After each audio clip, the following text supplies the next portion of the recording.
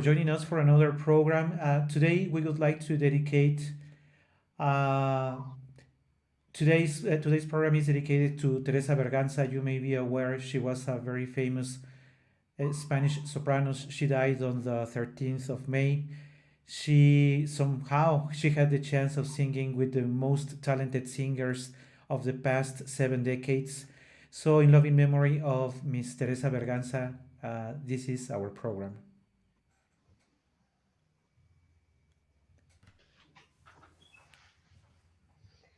Il dolce suono mi colmi di sua voce.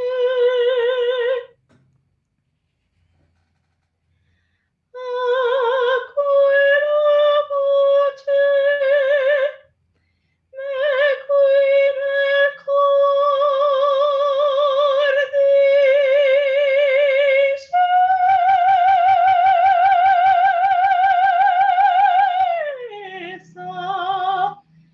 Edgardo, io ti sorresa, Edgardo, oh, Edgardo mio, sì, ti sonresa, fuggita io son da tuoi nemici, da tuoi nemici.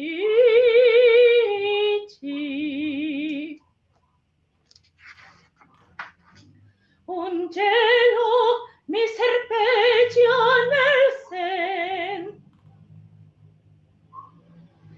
Trema mi fibra, vacilla il piede, presso la fonte, ecco tassiti al quanto. Sì, presso la fonte meco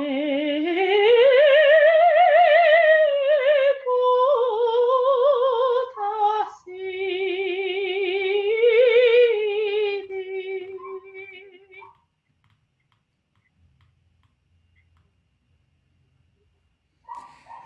And so, as you may have already realized, today Katya is taking us some fragments of one of the most desired roles by any soprano on earth.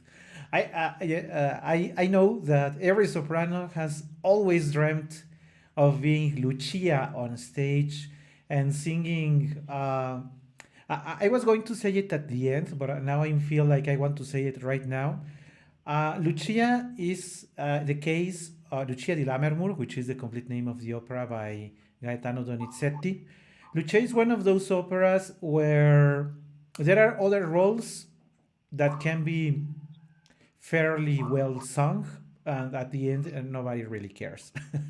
because because from the very beginning, people are just starting for this scene, the mad scene, where sopranos do what they like to do most, which is going crazy on stage. So, and you may also recall, if you saw our previous programs, that Katia shared with us that she noticed this aria because of the very famous movie also, El Quinto Elemento in Spanish, the fifth element in English, where this extraterrestrial diva is singing this part.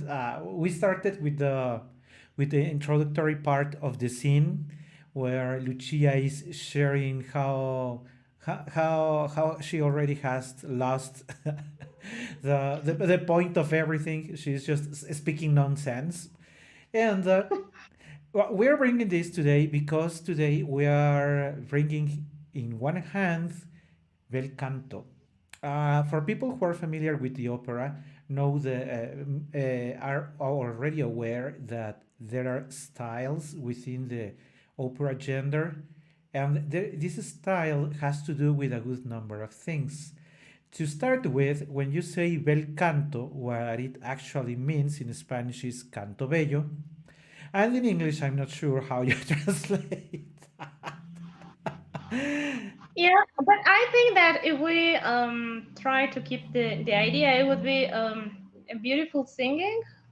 Maybe something like beautiful, and maybe people at this point are saying, okay, so if there is bel canto, then there is horrible canto. No, not really, but bel canto I means, think it is. well, yeah, for what we have discussed in other programs, but the bel canto style has very specific characteristics for the voice. Not any voice or not every voice is suited to sing bel canto.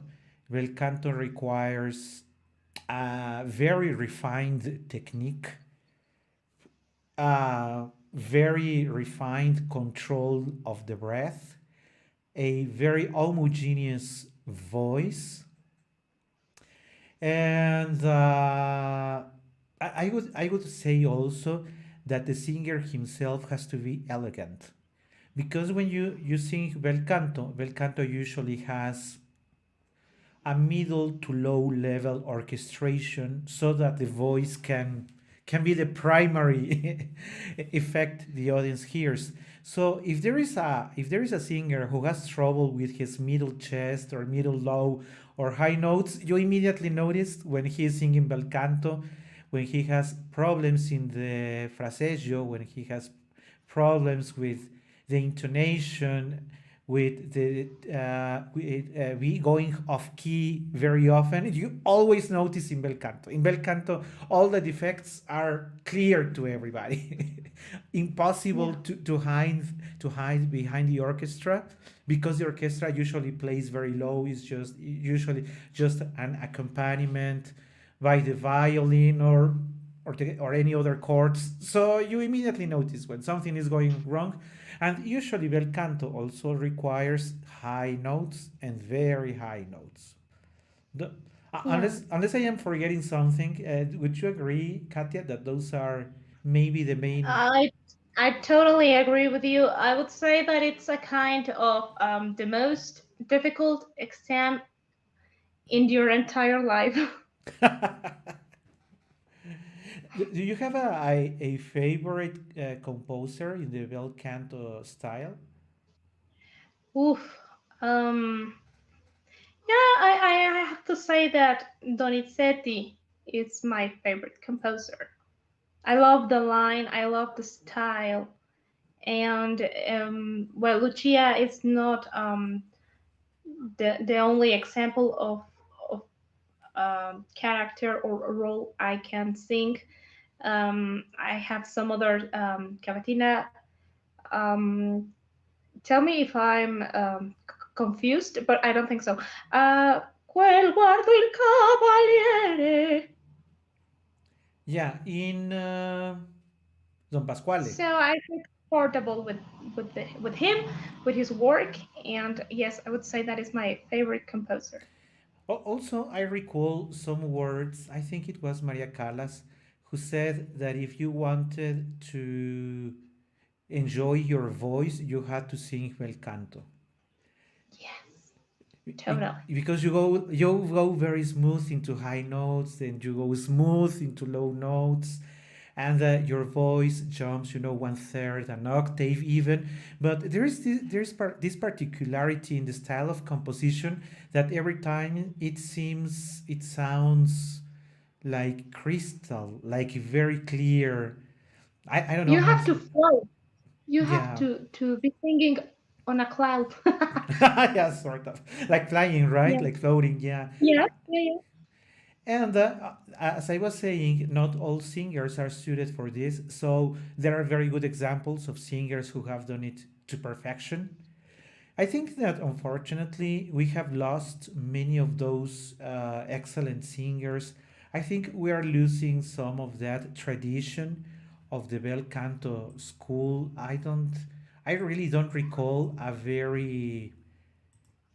important soprano in the past years. I know many sopranos have sung the Donizetti roles in the past 3 decades, but not as relevant maybe as Sutherland in her Ah, days. No, we have somehow managed to lose those great voices because it's very interesting how, for example, you can hear not only Lucia because we jumped immediately into the Met scene, but uh, when the opera starts and the soprano goes immediately for Regnava nel silenzio, and you listen to that melody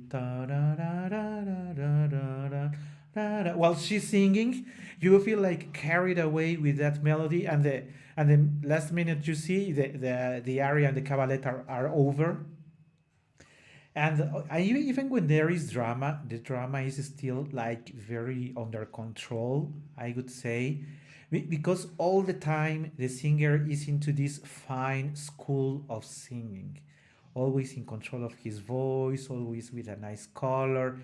A little earlier, before this number, Edgardo has gone mad at Lucia, but still it feels like bel canto. We're about to make a contrast of that. So maledetto, maledetto sia l'istante, but still you feel the rhythm, you feel the music. And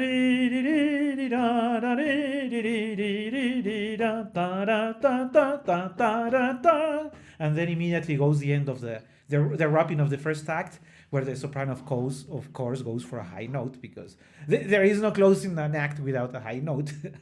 But I enjoy bel canto, even though my voice is every day is worse for that for that style. But I still enjoy it. Even the baritone roles are also very nice to sing. And well, what can I say? Besides that, I really love that style of composition. And maybe before we jump for your second part, we should tell a little about the story of Lucia, because we immediately said that she's losing her mind. She's nuts. she already lost it. Yeah. This, And this very point, we are not with her anymore. yeah, and the story says that she went mad the night of her marriage because she was forced to marry someone she didn't love. So that is a very good excuse for a soprano to kill a man. Oh, you forced me to to We don't marry need some. it. We don't need one. We don't need one. And so she found this one being forced, and so in the night of the wedding she kills the husband, and so she usually on scene descends the stairs, with her night gown full in blood, like that, walking as she was sleepwalking, like a sonambula, not even being aware of where she is, and that's where the choir opens, and that's what Katia sang first. And before we change of style, and if you are ready, we could go for your second part. If you're ready, Oh, we are yeah, ready. sure. Sorry, I'm losing myself such as Lucia.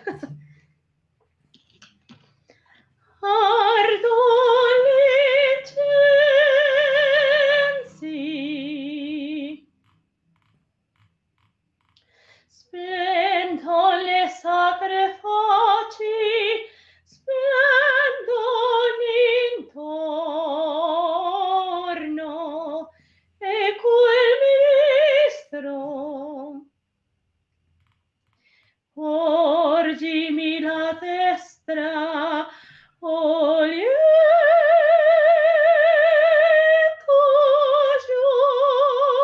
giorno, lieto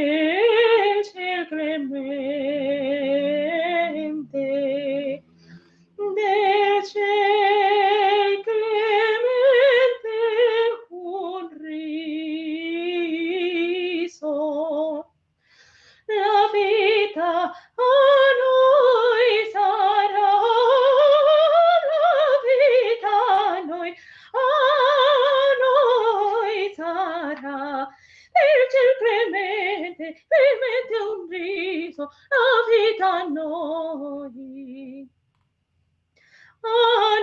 sarà, la vita a noi sarà, a noi.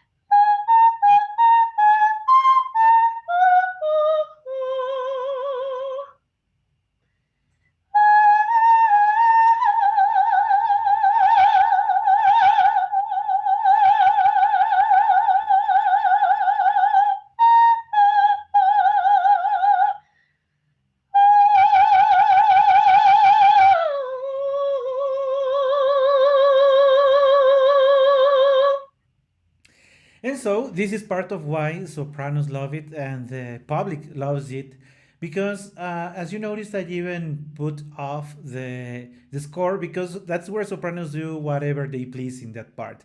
They add cadenzas, they add trills, they go up, they go down. So you basically can close the score and they will continue singing.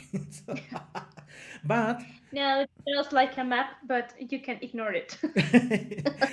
and this is very traditional, and this is usually what is expected from bel canto. You have a very consummate artist on stage. He will display all those ornaments to the public. He will go ahead, and the people will give him, in this case, he will give her a very big applause. But that is natural to the bel canto style. However, today, if you notice the title of today's program, we are bringing too much contrast because now we will be talking about verismo.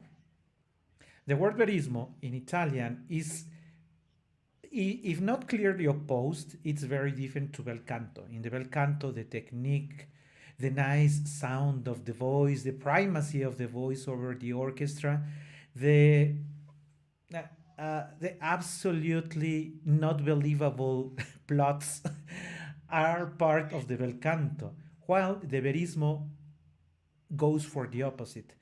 The verismo in opera, this style tries to bring somehow or sometimes true stories of typical people to life. This in this case, Canio will go mad, but will end up killing his wife, and he will not. In the verismo, you will not have an aria and a cabaletta where they sing like forever and do for whatever they want. They will go for the opposite. They will try to put all those human emotions to bring into opera some sort of giving it some sort of turning it into a believable art, which by the way still it is not believable, because if you're about to kill somebody, you're not no pagliaccio nonsense. No matter how dramatic you do it, if you're going to kill someone, you will not keep singing. But now, instead of giving many ornaments are taken away. Effects like crescendos, minuendos, legatos, and all those effects that are natural to the bel canto are not present here.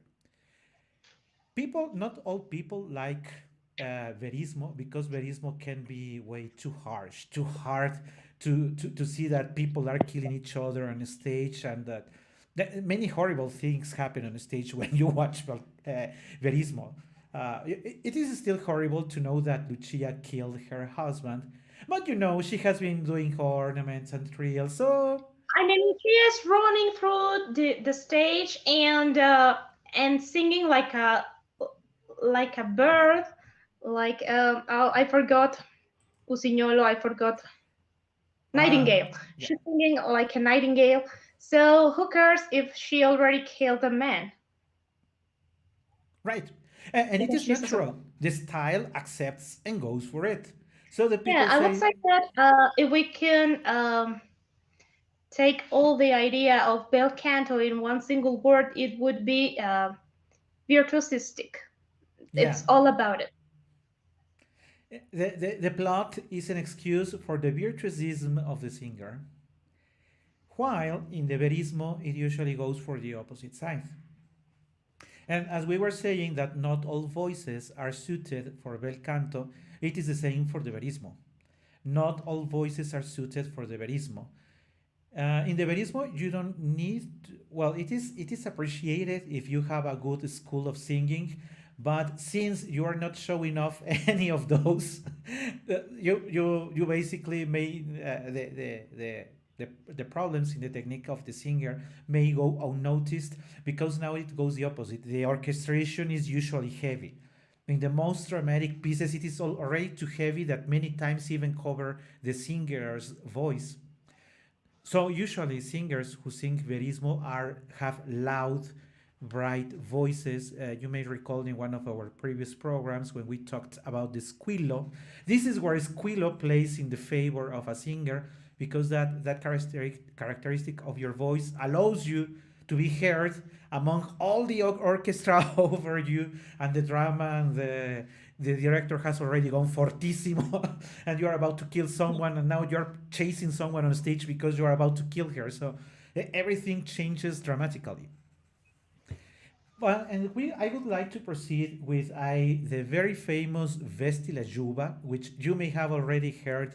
There are many movies that take, Hollywood likes to take parts of the opera repertoire, and Vesti La Juba is one of them. However, as I have been doing for the past programs, there are things with which I personally do not agree with how singers have been doing things. Take into account that you're talking about being real. For singing Canio, you need an extraordinary tenor voice to show up the power, but the error here comes from that the tenor thinks he's singing Radames and not Canio. And Verdi is one style and Verismo is a different one. So tenors usually go like recitar mentre pressa del delirio io sono, but you are not itself. It is not that you are actually recitating as the first word recitare. You are the scene comes that he has just discovered or proved because he was already suspicious that his wife was not loyal to him. So the lover she has or managed to escape from him, and he's about after that he's about to enter the stage. He's about to enter the scene. Usually he's pictured in face of a mirror, and so it is a monologue. And recall that whenever you have a monologue, when you're speaking to yourself, you don't go recitar mentre pressa del delirio io sono. Sometimes it is more intimate. It is dramatic, but it is intimate. What happens here is that the divism of the tenors make this aria sound as it was Aida when it is not Aida. It is not Radames in the third act. No, no, no. This man is so broken inside of himself, and at the beginning we learn that he has a very strong character and that he is very jealous. Sometimes they try to picture him as an animal, even with this rage that he behaves like an animal. And so that, if you allow me to still keep that comparison of animal, but that animal is suffering because he really loves his wife. What he's Yeah. saying in his monologue And there are many notes that for some reason tenors never read, but there are these notes all around the score that tell you, for instance, you read that the corno inglese goes with sadness, con tristeza, and there are other expressions, con ira. So this aria cannot be again monochrome. This aria has so many colors, and he goes from immediate sadness. And when he laughs, he even may break his voice because he's laughing at him. But it is very difficult to do because if you do it with impostation, and you may have heard already many tenors that like that, because that's usually the kind of laughing. But remember that he's suffering. He's pushing himself to enter stage. He's turning to pieces, and still he has to face the public and make them laugh. With that immense sadness and anger in himself, is that he faces himself in the mirror and says, Recitar mentre pressa del delirio io sono, non so più quel che dico e quel che faccio, eppure dopo forse a ti, bah, sei tu forse un uomo, tu sei Paggliaci.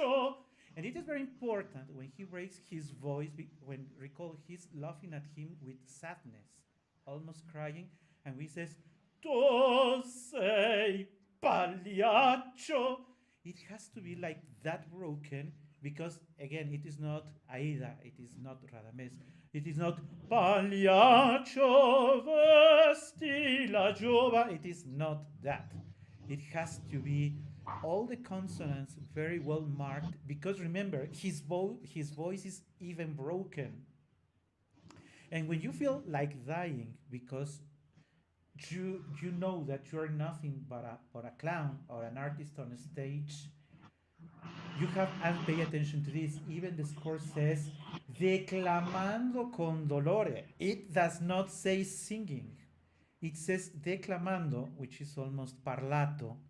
So it has to say, Vesti la giova e la faccia in farina, la gente paga e rider vuole qua, se arlecchin t'invola colombina, ridi pagliaccio, e ognuno applaudirà, tramuta i lati lo spasmo ed il pianto, in una smorfia il singhiozzo e il dolore,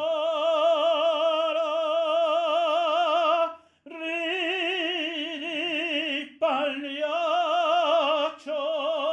Look at this part where it says a piena voce straziante. And when I would like to go to the fact that it is not Rodolfo. Now let's compare him to Rodolfo. Because this part is usually sung as Che gelida manina vesti la giova. It is not that. You cannot sing it like that. But of course, if you have a huge voice, you don't want people to think that you are suffering. Suffering, technically speaking, that say, oh no, this area is too big for him, so that's why he's not singing full voice. But nowhere it says fortissimo or almost shouting. It has declamato, tristeza, ira. So when you go, ridi pagliaccio, solo tuo amore in fronto, ridi del dol che t'avvelena il cor. If you notice here, it says singhiozzando. is basically telling the singer you are almost crying. But of course, the tenor, since he would like to show off, he would like il cor.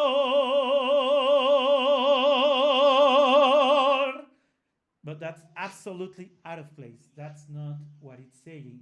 It, in fact, it says that you are, you see, lentamente, you are piangendo, and your voice is in diminuendo, not in crescendo. So if the tenor goes opposite, il cor, you're going all the other way the composer wants. It goes il cor. And if your voice breaks because you're almost crying, it's fair. That is exactly what the composer, which we haven't mentioned, Leoncavallo, wants. You are a pagliaccio who is in front of people, which is not Radames. It's a man who has lost, now he knows that he has lost the love of his wife, and he's about to do something very horrible on stage. But we will get there. So if you compare this re di pagliaccio e pure dopo in fronto, if you notice this style that it is almost like you are with your soul broken in front of everyone, nothing to compare with what we are about to hear. You see, yeah, that's when you can see how two styles are in two very opposite sides of what needs to be done. And since we have lost, personally, I think that we have lost the good taste in the role of Canio. Now we think that we are watching Radames singing Canio. We forget, or people tend to forget, that this aria is an aria of suffering.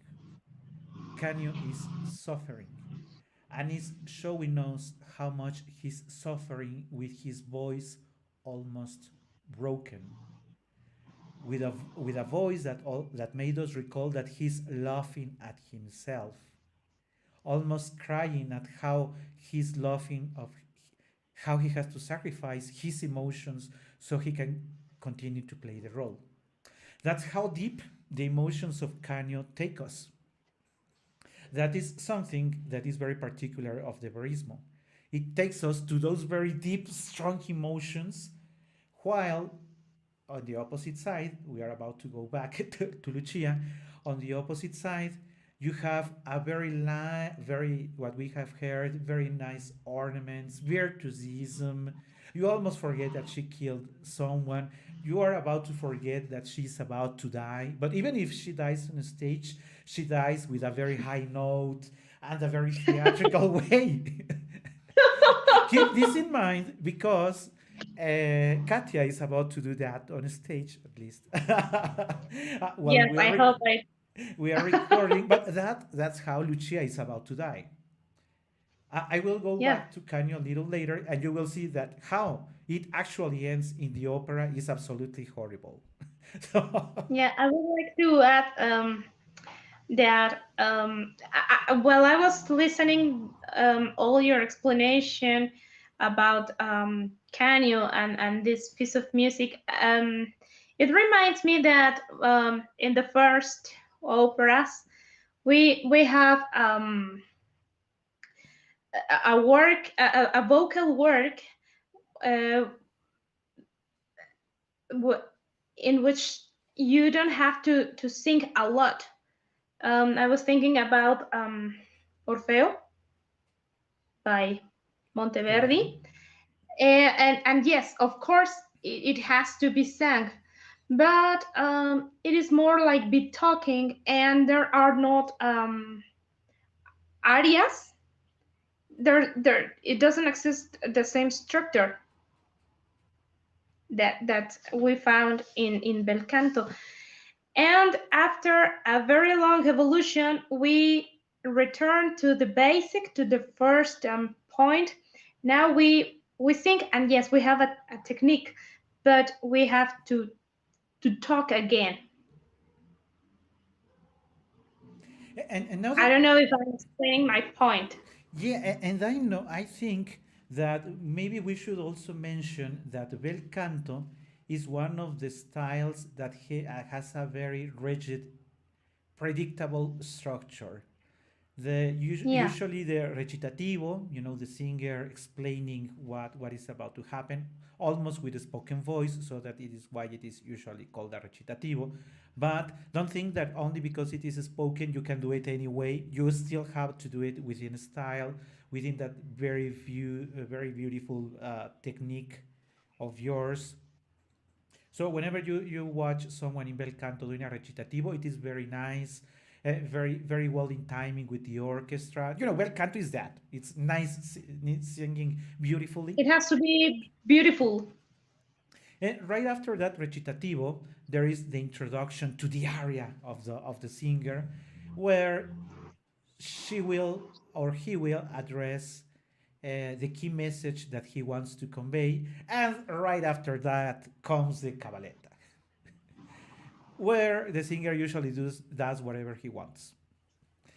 So, and you know that is going to be the structure. Then it's going to be a choir. Then there's going to be another recitativo by another soloist, and that's how it is usually put into blocks to evolve into the complete plot. While in the verismo, it is usually something horrible happens, story, something more horrible happens, more story, something more horrible than the previous things Yeah, happens. and there is much dialogue, not an area and another one. They talk.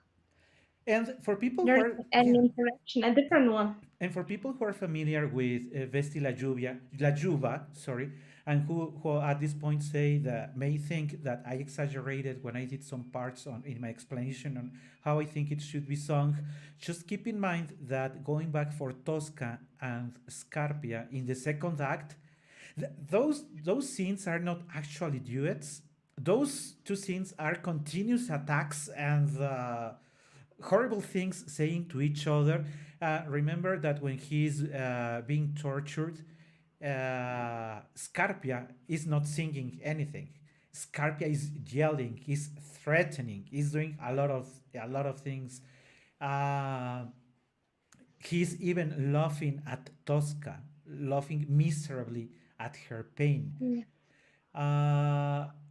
Tosca, in return, will also answer, not in singing, with many other phrases like che vo fatto in vita mia? What did I do to you? Why are you punishing me like that? And he continues torturing and torturing and torturing. And you know how it ends up for the second act. But except for the busy d'arte and the very small part of the tenor, all things is yelling at each other, laughing at each other, running from each other. If you have had the chance of watching it live on stage, you even end up the second act like feeling like, my God, what is it that I just saw? Because the music by Puccini is also like that. You know that because of the copyright in YouTube, we cannot play that music in the background. But if you happen to listen to, well, if you listen to what Katia has been singing, you will notice that there is very very few. This orchestration is very light because we want to listen to the singer's voice. While the Vesti La Juba does not have that level of orchestration either, but the final scene of Paggliaci is the orchestra going full volume of the time with horrible things going over there all the time. And as I was saying, we are about. I wanted to ask you if we continue with Lucia, I may end up with the final scene of Pagliacci, which is horrible. And I really don't like to wrap up the programs with something this horrible. So I wanted to propose that maybe we change. I go and address a couple of the scenes of the final scene of Canio. And as we try to relax after forgetting what he's about to do, then we go back to Lucia. You think that may work? I agree. Yeah. Okay, so the thing here is that remember that when he has sung Vesti La Juba, he had discovered in real life that his wife was not loyal to him. And now on a stage, they have to present the same story. They are about to represent that Colombina is not being loyal to the role of Canio in the performance they are having. It's like they call it theater inside the theater. So they are performing something that is very similar to what's going on stage. However, Canio is not able to differentiate. He's been already too hurt that when he sees them on stage and they basically say the same words that he heard. Oh, and when the lover was running, when she says "Hasta notte per sempre io sarò tua," so she's promising that tonight she is leaving her husband. Canio says, "Nome di Dio, quelle stesse parole." Like, oh my God, she's saying the same words to her lover. Right after that, he says, "Coraggio." That courage expression, and I think that in the way of the verismo, many of us may have suffered or identified with that expression. We know that we have to do something that we are not ready for doing, so we say, "Coraggio, un uomo era con te." Also, you will notice here that there are many notes that tell us that this is not singing in the style of, it is again not Rodolfo in La Boheme, it is not bel canto with nice long continued lines. It is a horrible story, and notice that before he says un uomo era con te, the orchestra goes con dolore. Colombina may respond, "Che folle, sei briaco." Briaco, sì, da un'ora.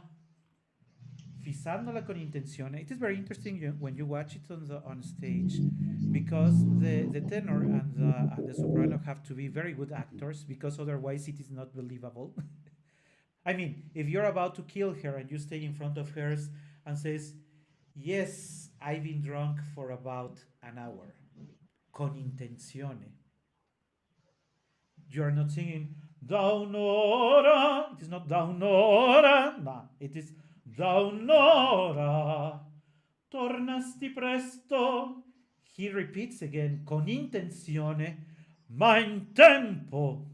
He knows that he came back on time to witness that she is being unloyal to him, and asks, "T'ancora? T'ancora? Dolce sposina." When he noticed that when he says "dolce sposina," he has to say it with anger. Remember that on stage he's controlling himself. Con ira. "Dolce sposina." He's mad. He's controlling himself. "Ah, sola io ti credea, e due posti son là." He noticed that there are two services. They were supposed to be drinking coffee, and there is for two people, not for one. Means he understands she was with someone else. But she replies, "Come se a Taddeo, che là si chiuse per paura." So she says that Taddeo is hiding, that he was the one with her, but we know that is not true. "Orso parla," she tells to Taddeo, and Tonio says, "Credetela, credetela, e sei pura." This is a very important part on stage, because what Tonio wants is to remark to Canio that she has been unloyal. So he doesn't say "essa è pura." He says it with an intention, with the wrong intention of saying she's a liar. "Essa è pura e aborre dal mentire." You know, she's such a liar, so she's emphasizing she hates to lie. But what she is doing with his voice is telling she is lying. "Quell'abro pio." those uh, clean eyes, if I would translate it labropio, those lips, that mouth that is unable to lie. But notice this again, Canio again says, rabioso al pubblico, per la morte smettiamo, ho diritto anch'io d'agir come altro uomo, il nome è suo, voi il nome dell'amante tuo, del druolo infame a quel ti dell'imbraccio, o turpe donna. That is almost like I did, like shouting, you are already mad. So, oh turpe donna! It is not, oh torpe donna, because it is not Rodolfo. Yes, oh torpe donna! And it is very interesting here how Neda replies. She notices that he is losing his mind. So she wants to take it back to stage and says, Pagliaccio, Pagliaccio, because that's the role that Canio actually plays. But it is very interesting when the soprano sings it with, I just forgot how to say this, desprecio in English. Um. Oh God, I don't get it. Well, the expression goes like she's like making, Disrespecting him? yeah, like disrespecting him. Yeah, right. So when she says Pagliaccio, she's not addressing to him Pagliaccio, Pagliaccio, but Neda would go like Pagliaccio, Pagliaccio, with this prazzo, disrespecting him. You're just a clown, which doesn't make things better. it goes the opposite, because now it starts where he says, no pagliaccio non son, se il viso è pallido e di vergogna e smania di vendetta, l'uom riprende i suoi dritti e il cor che sanguina vuol sangue a lavar l'onta o maledetta. No pagliaccio non son quei che stolido ti raccolsi a farfanelle sulla via. This part you may have noticed already that Canio is actually yelling. He's going absolutely mad. In raccolsia farfanella sulla via. This expression, this following expression, I like it very much, but it is also very dramatic. So I recall that the first time that I heard it on a live recording, I told myself, "Oh my God, this is going really serious," because he says, quasi morta di fame, almost starving, almost dying. You have nothing to eat. That's how Canio saved her. Quasi morta di fame, e un nome offriati ed un amor che era febbre folia. Me, that I rescued you from starving and that I gave you a name by making you my wife and giving you my love that all was fever and being crazy about her. How is it that you are paying me? Before she answers, there is a short part of the chorus that says "Comare mi fai piangere," because now the public is saying, "What is it going on stage? This is way too much." And this is really way too much, because if we go back to that expression. Remember that Canio is already way too mad on stage. So when he says quasi morta di fame, he's yelling at her, quasi morta di fame, è un nome affriati, è un amor che da febbre follia. Then goes the this a small part by the choir, and goes. Let me Sperai, then he goes, he's being very mad, and then goes back to that immense sadness and says, Sperai, tanto il delirio accecato m'aveva, se non amor, pietà, mercè, ed ogni sacrificio al cor lieto imponeva, Evidente credevo più che in Dio stesso in te. Then goes from that sadness again to that horrible emotion towards a woman, because now he says, ma il vizio alberga so nell'alma tua negleta. Starts saying horrible things to Neda again.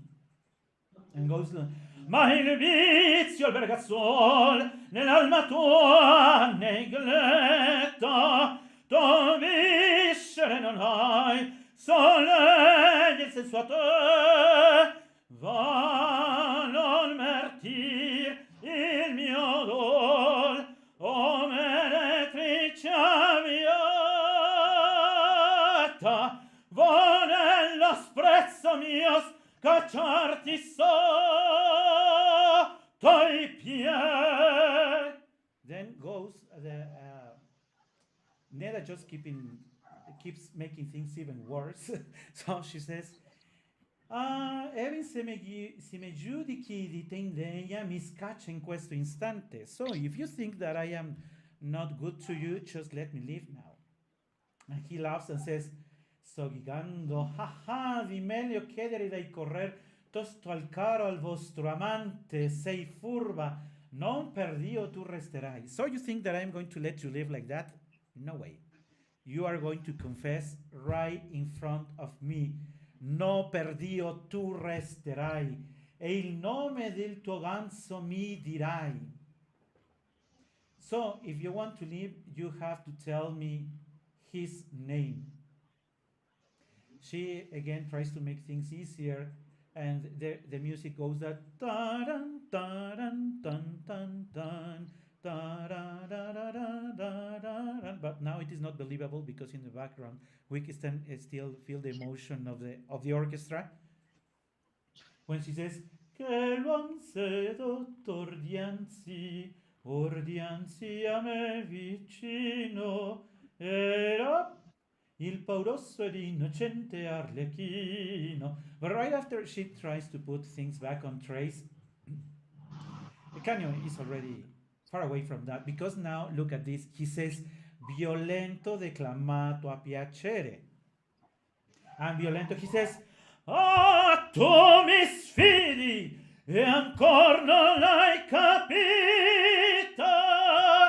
che io non ti cedo il nome o la tua vita, il nome. It is fair when the singer says il nome, just when it's like Scarpia, when he's torturing in Tosca, when they are in torture scene, and he's also doing like that, più forte, più forte. In this case, it is also fair when he says il nome. And she goes again, ah, no per mia madre, indegne ser posio, o che lo voi mai vil non son per Dio. So I will not be miserable enough to tell you the name of my lover.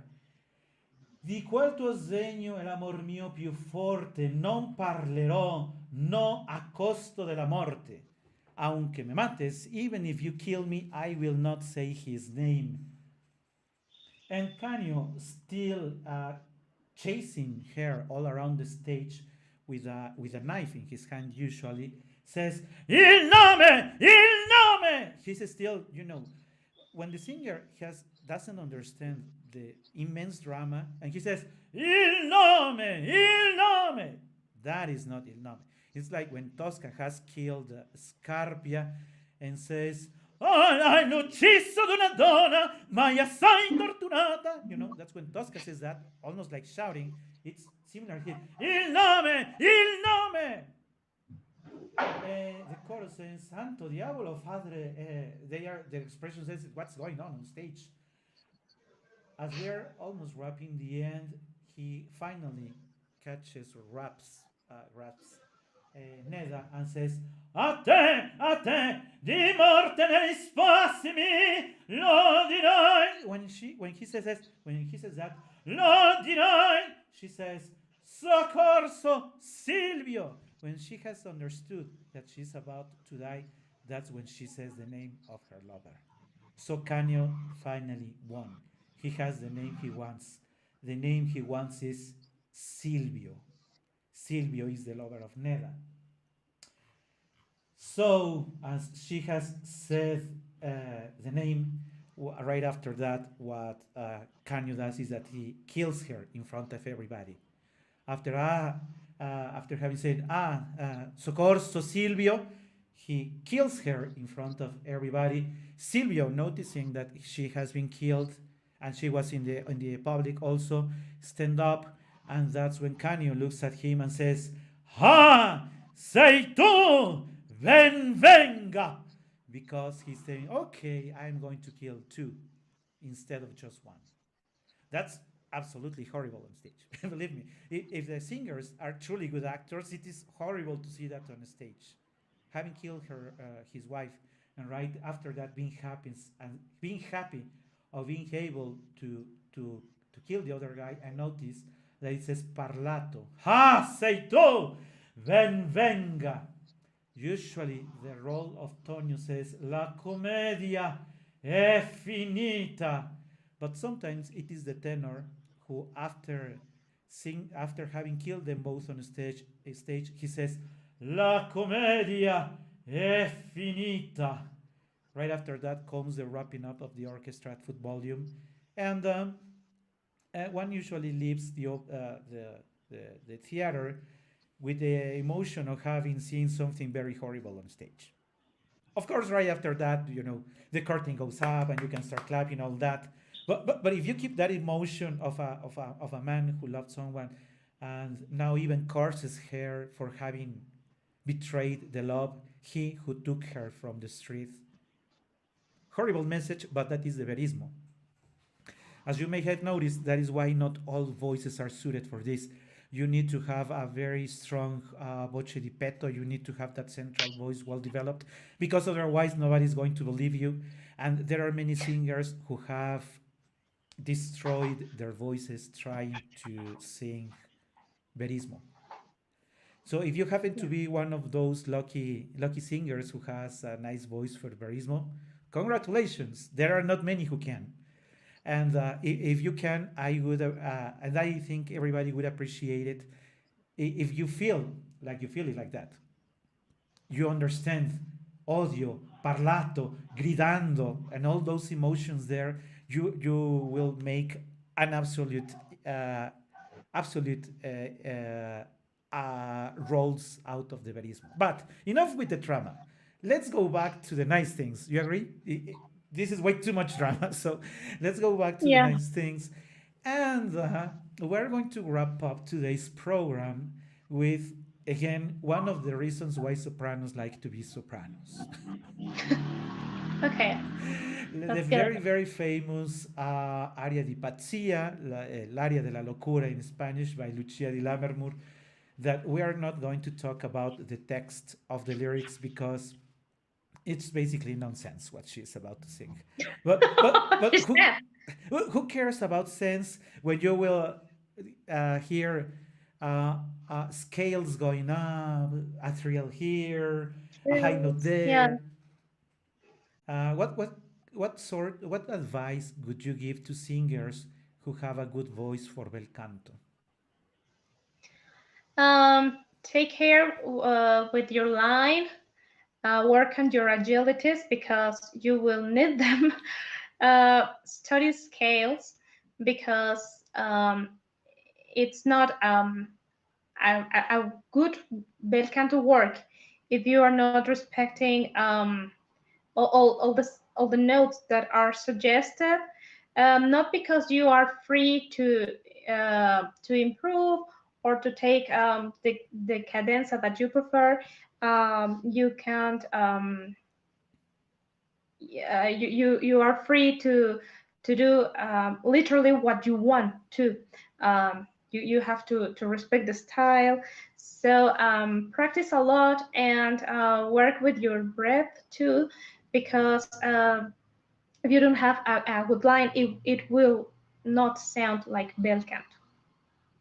Yeah, absolutely agree. So let's go for this people may not know it, but the name usually given is Spargi da Marupianto. But who cares about the name when you just know that this is the great aria for Lucia? Let's see. I have to stand for this. Okay. Spargito